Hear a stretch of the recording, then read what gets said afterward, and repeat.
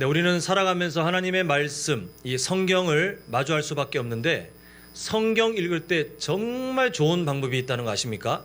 성경 읽을 때 뭐 여러 방법들, 여러 접근들이 가능하겠지만 가장 중요하고 가장 효과적이고 가장 필요한 방법이 뭐냐 하면 성경을 기록하신 하나님의 의도를 알고 읽느냐, 전혀 모르고 읽느냐 완전히 다릅니다. 알고 읽으면 그 사건들이 다 하나님의 마음에 연결돼서 그 안에서 하나님께서 우리에게 주시는 마음이 발견되는데, 만약에 하나님의 의도를 모르고 그냥 어떤 나라에 있었던 어떤 사건 아니면 듣기 좋은 격언 이렇게 접근하면 성경을 읽기가 정말 고역인 건 둘째치고 그 시간이 오히려 손해가 됩니다. 그래서 우리 성도님들은 앞으로 성경 한 절을 읽더라도 하나님께서 왜 이 성경을 우리에게 쓰셨는지 그 전체적인 그리고 좀 더 세부적인 하나님의 의도를 좀 이해하는 것이 좋겠는데요. 오늘 본문도 마찬가지입니다. 그래서 오늘 본문을 좀 설명드리기 위해서 제가 간략하게 구약 성경의 흐름을 좀 정리를 해드려야 될 것 같은데, 하나님께서 이 세상을 만드신 이유가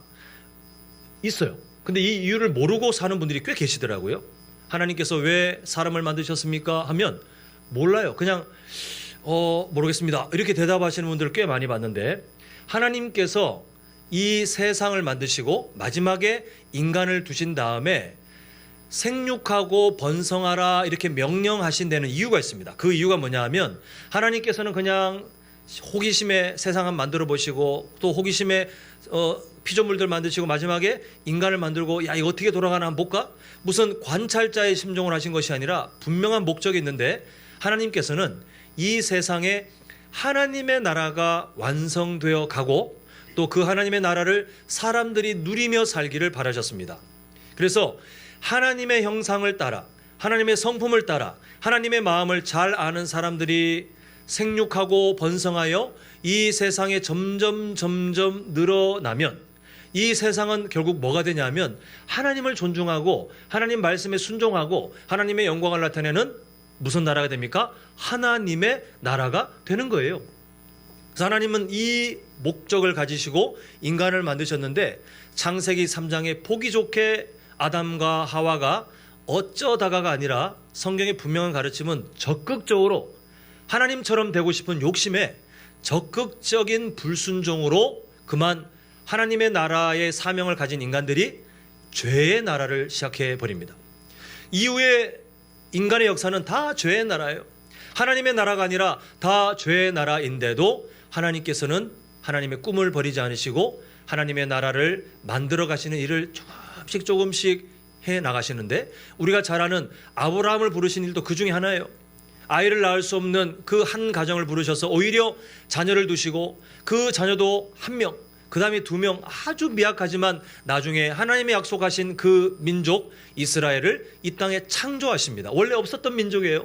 창조하셔요. 그래서 하나님께서는 죄의 나라들 속에 하나님의 나라를 만드셔서 이 세상을 변화시키고 창세기 12장에 아브라함에게 주셨던 그 약속처럼 모든 민족이 너를 통해 복받기를 원한다. 이 하나님의 꿈, 궁극적으로 예수님의 십자가 사랑을 통하여 죄의 용서함을 받는 그 은혜가 세상 곳곳에, 그래서 하나님의 나라가 다시 회복되기를 바라셨습니다. 그래서 이스라엘은 그런 비전을 갖고 있었어요. 그 하나님께서는 그 나라를 하나님의 귀한 제사장 나라로 삼기 위하여 노예로 고통받는 그들을 구출하셨고, 그리고 계약을 맺으시죠. 시내산에서 언약을 맺으시는데, 우리 한번 화면을 보시면요, 출애굽기 19장 4절 5절 6절을 한번 보겠습니다. 제가 한번 읽겠습니다. 내가 애굽 사람에게 어떻게 행하였음과 내가 어떻게 독수리 날개로 너희를 업어 내게로 인도하였음을 너희가 보았느니라. 지금 하나님의 말씀이 뭐냐 하면 출애굽을 시켰는데 그 과정들을 네가 다 보지 않았느냐, 그렇게 하면서 이 언약을 맺으십니다. 자, 5절. 세계가 다 내게 속하였나니 너희가 내 말을 듣고 내 말을 잘 듣고 내 언약을 지키면 너희는 모든 민족 중에서 내 소유가 되겠고, 자 6절 함께 읽겠습니다. 시작. 너희가 내게 대하여 뭐가 됩니까? 제사장 나라가 되며 또 뭐가 되죠? 거룩한 백성이 되리라. 이렇게 말씀하십니다. 이게 원래 갑자기 이스라엘에게 뜬금없이 하나님이 주신 말씀이 아니라 언제부터 있었던 명령이냐면 창세기 1장이에요. 하나님의 나라, 제사장 나라를 이 세상 가운데 하나님이 두시길 원하셨지만 인간들의 범죄로 인해서 하나님의 그 아름다운 계획이 다 오염되었어요. 그러나 하나님은 그 오염된 세상 가운데 실패한 자리마다 하나님의 은혜로 일꾼을 부르시고 하나님의 은혜로 길을 여시면서 그 제사장 나라를 이스라엘에게 주셨습니다. 그래서 이스라엘은 죄의 나라들 중에서 하나님의 나라로, 특히 제사장 나라로 이 세상을 살아가야 하는 독특한 사명을 갖고 있었는데, 우리가 그 이후의 일들을 알죠. 여러 일들이 있었고 하나님의 약속의 땅에 정착할 수 있는 은혜까지 받았지만 사사시대를 거치면서 하나님을 부정합니다. 각자가 자기가 주인이 되어서 하나님이 없는 것처럼 그렇게 행합니다. 그래서 하나님께서는 그래도 그들을 회복시키셨는데 또 사무엘상에 와서 뭐합니까? 인간 왕을 주시오. 하나님 필요 없소. 이런 제사장 나라의 모습을 잃어버렸을 때도 하나님께서는 이들을 멸하지 않고 다시 사무엘을 통해서 경고하시고 가르치시고 다시 하나님의 언약을 주시면서 하나님의 제사장 나라로 살 수 있도록 하시고, 그리고 사울 왕을 임명하실 때 자, 너 이제 왕이다 이렇게 하시는 것이 아니라 나기드라는 그 단어를 통해서 너는 세상 왕과 달라. 내가 내 백성을 위해서 임명하는 사람이다. 너는 내 백성을 위해서 존재하고 너의 욕심을 위해서 존재하면 안 되고 제사장 나라로 나의 마음을 따라가야 한다라고 그 기준을 주셨어요. 이 기준대로 살았더니 사무엘상 11장에서 암몬 족속과의 전쟁 가운데 대승을 거뒀습니다. 하나님의 약속이 이루어졌습니다. 이대로 살면 되는데 안타깝게도 우리가 저번 주에 보았던 그 13장 내용을 통해 사울 왕은 제사장 나라의 삶을 거절하고 세상 나라의 왕처럼 내가 나를 위해 이런 삶으로 그게 타락하게 되는 것을 보게 됩니다. 자, 오늘 이어지는 사무엘상 14장을 보는데 14장 전체 내용이 길기 때문에 다 살펴보기에는 너무 어려울 것 같습니다. 그래서 핵심적인 내용을 좀 보고자 하는데요. 지금 이 배경만 아시면 됩니다. 블레셋과의 전쟁 가운데 긴장 상태예요. 블레셋과의 그 긴장 상태가 있는 그때에 자, 24절 우리 한번 보겠습니다. 자, 보면 어떤 상태냐 하면 이날에 이스라엘 백성들이 피곤하였으니, 이 피곤하였다는 것은 전쟁 중에 먹는 것도 제대로 못 먹고 다 녹초가 되어 있는 그때에 사울이 맹세를 합니다. 저녁 곧 내가 내 원수에게 보복하는 때까지 아무 음식물이든지 먹는 사람은 뭘 받아요? 저주를 받을지어다. 자, 일단 그 마음은 둘째치고 하나님께서 이 말을 들으면 기뻐하실 내용 같습니까? 아니면 안 기뻐하실 내용 같습니까? 이스라엘 백성들을 돕고 보호하고 지켜야 될 나기드 인생, 그 왕으로 세워진 이 사울 왕이 지금 하나님의 백성들을 오히려 더 힘들게 하고 있어요. 그리고 이 사용된 단어들이 기가 막힙니다. 지금 보면 그 저녁 곧 내가 내 원수에게 보복하는 때까지라고 되어 있는데, 지금 한글 성경은 이렇게 되어 있지만 히브리어 성경은 좀 더 강조가 되어 있어요. 뭘 강조하고 있냐면 나를 위해서요. 나를 위하여. 내가 내 원수에게 나를 위해서, 내 만족을 위해서 보복하는 날 그때까지라고 하고 있습니다. 지금 사울 왕은 임명받은 사람인데 이제는 사무엘상 13장부터 아예 하나님의 마음을 다 내팽개치고 모든 게 다 자기 중심이에요. 내 마음에 만족이 있어서 저 블레셋에게 뭔가 내가 보복할 때까지 백성들이 힘들든 말든 죽든 말든 내 목적을 이루기 위해서 그렇게 계획을 세웁니다. 그리고 뒤에 이어지는 참 듣기 싫은 말이죠. 저주를 받을지어다. 아니 어느 지도자가 자기가 섬겨야 되고 자기가 도와야 될 그 사람들에게 저주를 받을지어다 이렇게 말합니까? 그런데 이때 사용된 동사를 보면 더 기가 막혀요. 이 저주를 받을지어다로 번역된 히브리어는 좀 특별한 단어입니다. 어떤 단어냐면 하나님께 범죄한 사람들에게 주어지는 경고, 그때 사용되는 거예요. 그래서 뭐 도둑질을 했다, 아니면 사람들끼리 뭐 싸웠다, 이렇게 사람들끼리의 잘못에는 이 단어를 쓰지 않고 하나님께 범죄한 사람에게 저 사람 저주 받겠네, 그때 사용되는 특별한 단어인데, 지금 사울 왕이 자기의 맹세에 대하여 이 단어를 감히 하나님께 관련된 이 단어를 쓰고 있어요. 결국 뭐냐 하면 사울 왕은 다 나라의 만족, 내 기쁨, 내 생각대로 하면서 동시에 자신이 백성들에게 던진 맹세, 그 명령이 마치 하나님의 말씀과 같은 권위가 있다고 자기 스스로 착각하면서 사람들을 압박하고 있는 것이 이 24절의 내용입니다. 지금 세상과 다른 나라, 제사장 나라에 세상 왕과 다른 왕, 나기드 인생으로 세워진 사울 왕이 이렇게 하나님의 마음을 잃어버리게 되니 모든 것이 뒤틀리기 시작했어요. 모든 것을 다 좋지 않은 열매로 만들어가는 것을 보게 됩니다.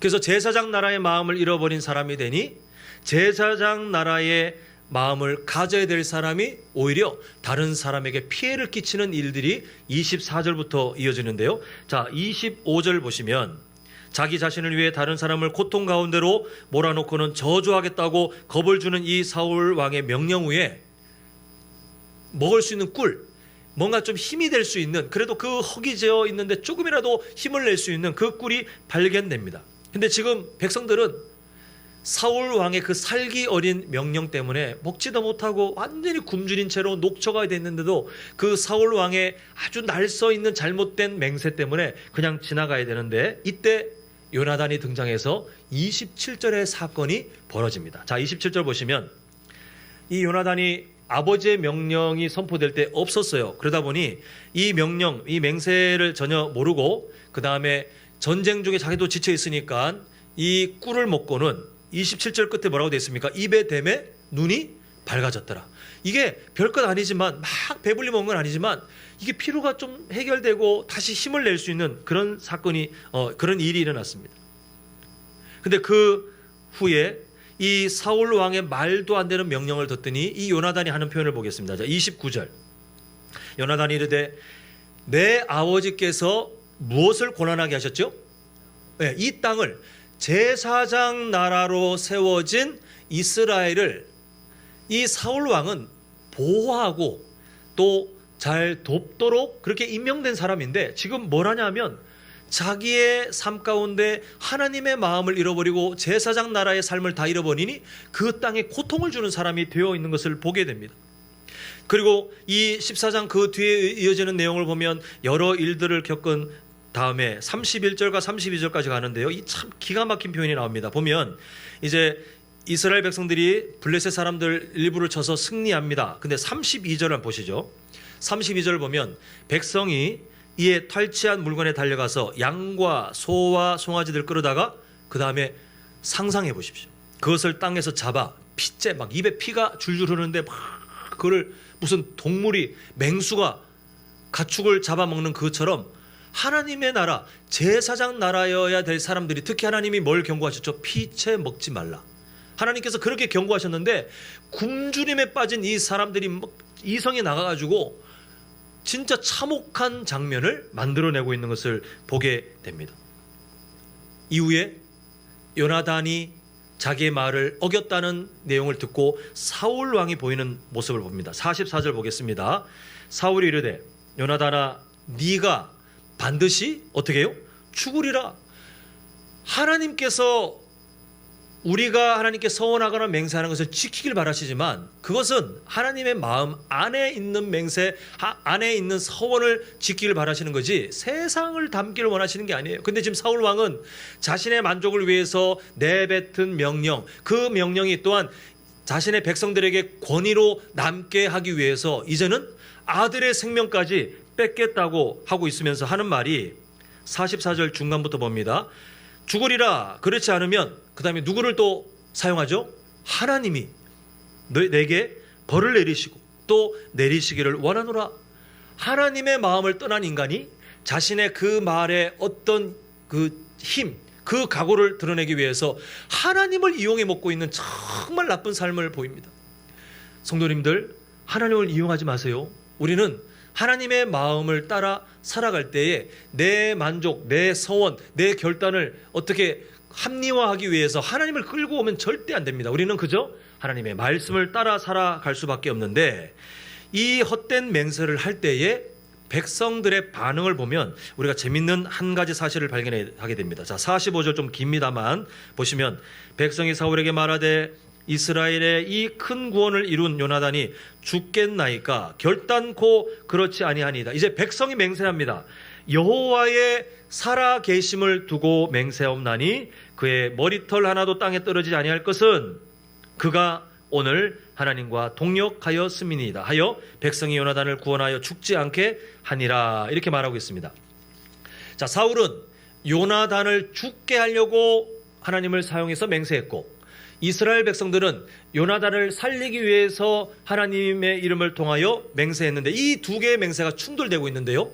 우리 성도님들 중에 기억력이 좋고 이게 아주 센스가 있는 분들은 지금 어떤 사건이 딱 떠오르실 것 같은데, 사무엘상 11장에서 암몬 족속과의 전쟁에 대승을 거둔 다음에 승리에 취한 이스라엘 백성들이 사울 왕에게 말하기를, 당신을 대적하는 사람들 이번 기회에 다 죽여버립시다. 당신의 왕권을 튼튼하게 합시다라고 했을 때에 그때 사울 왕이 했던 말이 있습니다. 자, 13절인데요. 11장 13절 한번 화면을 보시면, 사울이 이르되 이 날에는 사람을 죽이지 못하리니, 이유가 뭐예요? 여호와께서 오늘 이스라엘 중에 구원을 베푸셨음이니라. 제사장 나라의 마음을 가졌을 때에 다른 사람을 죽이려고 하는 그 마음을 하나님께서 승리를 주셨기 때문에, 하나님께서 함께 하신 것이기 때문에 사람을 죽이면 안 된다라고 보호했던, 나기드 인생을 살았던 사람이 이제는 하나님의 이름을 이용하여 내 아들이라도 죽일 거야, 내 아들이라도 저주를 받아야 돼 라고 하고 있을 때에, 아니 백성들이 이 삶의 모범을 보여야 될 사울 왕에게 백성들이 하는 말이 이 구조와 똑같은 표현을 하고 있어요. 여호와께서 이 요나단에게 동역하셨기 때문에, 그렇게 승리를 허락하신 것이기 때문에 죽이면 안 됩니다. 이것은 절대로 이루어질 수 없습니다라고 그 맹세를 막는 것을 우리가 보게 됩니다. 참 부끄러운 일이죠. 모범이 되어야 될 나기드 인생이 오히려 그 사람들에게 지적을 받고 가르침을 받는 참 부끄러운 일이 오늘 본문에 기록되어 있는 것을 보게 됩니다. 사랑하는 성도 여러분, 사무엘상은 갈수록 이 사울 왕의 제사장 나라의 마음을 잃어버린 삶을 자꾸 우리에게 고발합니다. 그리고 비교를 하는데요, 사울 왕과 다른 제사장 나라의 마음을 어릴 때부터 계속 따라갔던 한 인물을 등장시켜 계속 이 두 사람을 비교하면서 사무엘상의 핵심 주제라고 그랬죠. 나를 존중하는 자를 내가 어떻게 한다고요? 하나님의 약속이 존중하겠다. 나를 없이 여기는 자를 내가 경멸하리라. 하나님의 이 통치 법칙이 맞는지 안 맞는지 이 두 사람, 사울 왕과 다윗, 그리고 오늘 본문의 주제와 연결돼서 보자면 제사장 나라의 마음을 따르는 왕과 그렇지 않은 왕을 계속해서 앞으로 비교하게 되어 있습니다. 그래서 보면 우리 성도님들께서 이미 이 다윗 왕과 사울 왕의 사건들을 성경을 읽으셔서 어느 정도 아시겠지만, 사울 왕은 갈수록 난폭한 사람이 돼요. 제사장 나라의 마음을 잃어버리니 권력은 있죠. 그러니까 이 권력을 사용하여 자기의 난폭성을, 더 악함을 드러냅니다. 그런데 다윗은 오히려 그 권력이 있음에도 제사장 나라의 마음을 따라가니 다른 사람을 보호하고 참고 기다리고 인내하는 그런 모습을 보이게 되는데요. 심지어 어떤 모습까지 나오느냐. 자, 사무엘상 15장 나중에 보겠지만 한 절만 보겠습니다. 사무엘상 15장 2절 보시면 사무엘이 하는 말이 지금 하나님께서 하시는 명령을 주셨는데요. 사무엘상 15장에 사울 왕을 대신할 그 다윗을 이제 임명할 일을 위해서 그 집에 가라라고 할 때 이 사무엘이 하는 말이, 제가 15장 2절 읽어드립니다. 사무엘이 이르되 내가 어찌 갈 수 있으리까? 그 다음에 이렇게 말합니다. 사울이 들으면 나를 죽이리이다. 여러분, 사무엘이 어떤 사람입니까? 사울 왕이 무슨 일이 있어도 존경하고, 그래도 사무엘의 말에 대해서는 그래도 최소한 그 말을 존중해야 될 그 사람이 사무엘입니다. 이스라엘의 지도자예요. 영적인 또 정신적인 그런 중심이 되었던 사람이고 아직 생존해 있습니다. 그리고 하나님과 대면하며 하나님의 마음을 전하는 그 귀중한 사명자예요. 근데 지금 사무엘이 하는 말이 뭐냐면, 하나님, 저 그렇게 했다가는 사울이 저를 죽일 거예요. 지금 어느 지경까지 가 있는 거냐면, 사울이 자신의 왕권을 지키기 위해서 심지어 사무엘조차도 기꺼이 처단할 수 있는 악한 마음을 갖고 있다는 것을 사무엘도 이미 지켜보며 그것을 겁내할 정도로 사울 왕은 하나님의 마음을 잃어버린 폭력 정치를 하고 있는 것을 보게 됩니다. 그리고 그 뒤에 비교되는 다윗 왕의 모습은 자신을 해하려고 하고 자신의 왕권을 위협하는 그때에도 그 사람들을 기다리고 그리고 보호하면서, 물론 바세바 사건 같이 추악한 사건이 있긴 합니다만 그때는 제사장 나라의 마음을 잘 따라가다가도 그런 사람조차도 제사장 나라의 마음을 잃어버리면 얼마나 심각하게 범죄를 저지르는지 알 수 있는 좋은 증거이고, 다윗 왕의 전체적인 삶은 제사장 나라의 그 마음을 따라가는 사람으로 하나님께서 이 세상 가운데 드러내 계시고 계시는 것을 보게 되는데요. 결국 오늘 본문을 통하여 또 앞으로도 마찬가지겠지만 우리 성도님들께 하나님께서 주시는 질문이 두 가지가 있습니다. 뭐냐 하면, 너는 지금 제사장 나라의 마음을 따라가고 있느냐라는 질문을 우리 성도님들이 하고 계세요. 좀 더 분명하게 말하면, 너는 지금 제사장 나라로 현재의 삶에 살고 있느냐라고 질문을 하고 계십니다. 이제 말씀을 맺겠습니다. 우리는 하나님의 이 질문에 대해 뭐로 대답해야 되냐면, 입술로 대답할 것이 아니라 우리의 삶으로 증명하며 살 수밖에 없어요. 우리가 다른 것으로 증명이 안 돼요. 하나님, 제가 좀 어려운 것 같고 제가 재산을 팔아서 큰 돈이지만 제가 아까워하지 않고 헌금할 테니 그냥 그렇게 상고를 합시다. 전혀 의미 없어요. 전혀 의미 없어요. 하나님, 제가 살고 있는 그 저의 삶을 다 그만두고 지금 신학교 가가지고 목회자가 될 테니 그냥 그걸로 제가 제사장 나라의 삶을 사는 걸로 칩시다. 아무런 의미가 없어요. 하나님께서는 우리의 일상 가운데 너 지금 제사장 나라의 마음을 따르고 있니? 너 지금 제사장 나라로 살고 있니라고 묻고 계시지, 우리가 뭘 했느냐 이걸 지금 우리에게 요구하고 계시지 않아요. 우리 성도님들, 교회라고 해서 다 교회가 되는 게 아니더라고요. 교회라는 이름을 가지고 교회라고 모인다고 해서 그 교회가 교회답게 되는 것이 아닙니다. 이 세상 가운데 참 많은 교회들이 아직 있습니다. 코로나를 지나면서 또 지금도 여러 어려움 가운데 작은 그 미자립 교회들은 참 존폐 위기 가운데 사라지고 또 사라지고 하는 안타까운 일이 있지만, 그래도 아직 보면 교회들이 지역마다 눈에 보이잖아요. 근데 그 교회들이 제사장 나라의 마음을 잃어버린 순간 악취나는 집단이 돼요. 악취나는 집단. 사람들에게 손가락질 받고 세상 가운데 좋지 않은 영향력을 끼치는 집단으로 변질되는 일들이 허다해요. 성도라고 다 성도입니까? 성경책을 우리가 옆구리에 끼고 교회 온다고 해서 다 성도가 아니에요. 그 사람들이 아무리 나는 직분이 있고 나는 얼마나 오랫동안 예수님 믿었다고 자랑한들, 그 사람의 현실 가운데 제사장 나라의 마음을 잃어버린 순간 정말 악취나는 인생으로 전락하게 되는 것이 현실이에요. 근데 하나님께서는 우리에게 다른 삶을 가르치시고 또 충분히 돕기에 능력이 많으신 하나님으로 우리와 함께 동행하십니다. 우리가 연약하다 할지라도, 우리 교회가 아무리 부족하다 할지라도 우리 교회 안에 여러 아픔들이, 아니면 상처들이, 아니면 지금도 우리가 실수할 만한 습관들이 남아 있다 할지라도, 그게 우리의 본 모습 아니겠습니까? 그렇다 할지라도 우리의 마음이 끊임없이 제사장 나라를 꿈꾸고 하나님의 그 계획을 잃어버리지 않고 그 제사장 나라를 위해 향해 살아가기로 사모하며 하나님의 은혜를 의지할 때에, 하나님께서 우리를 이 세상 가운데 마치 이스라엘 백성들에게 하셨던 것처럼 너는 나에게 제사장 나라가 되고 거룩한 백성이 될 것이다 라고 하셨던 그 마음처럼 우리는 이 세상 속에 하나님의 그 귀한 뜻을 이뤄가며 그리스도의 향기를 나타내는 공동체로 살아갈 수 있게 돼요. 우리 성도님들 삶도 마찬가지입니다. 우리가 무슨 수로 하나님 말씀에 순종합니까? 우리의 힘으로는 불가능해요. 소리 문답을 통해 하나님께서 경고하신 것처럼 인간은 스스로의 힘으로 하나님 말씀에 순종할 힘이 없어요. 그러나 하나님, 제사장 나라로 살고 싶어요. 나는 부족하지만 하나님 제사장 나라로 나를 심으셨는데 제사장 나라의 그 마음을 따라가고 싶어요 라고 하나님의 마음을 잘 이해하여 그 마음을 따라 살기로 우리가 결단하며 정말 몸부림치며 하나님의 은혜를 구하면 하나님이 우리를 도와주십니다. 하나님이 우리를 말씀으로 가르치시고 때로는 우리의 삶의 성품들을 바꿔가시고 우리에게 깨닫게 하시면서 우리를 바꿔가시는데요, 그런 사람은 가정을 변화시켜요. 그런 사람은 직장과 사업장 위에 그리스도의 향기를 나타내는 사람으로 살아가게 되어 있어요.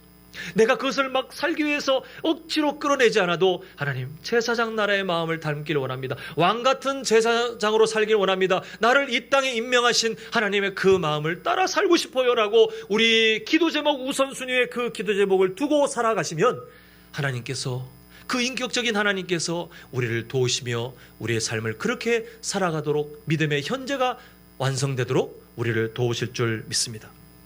사랑하는 성도 여러분, 이제 한 몇 달 남았습니다. 2022년도 거의 이제 끝자락에 왔네요.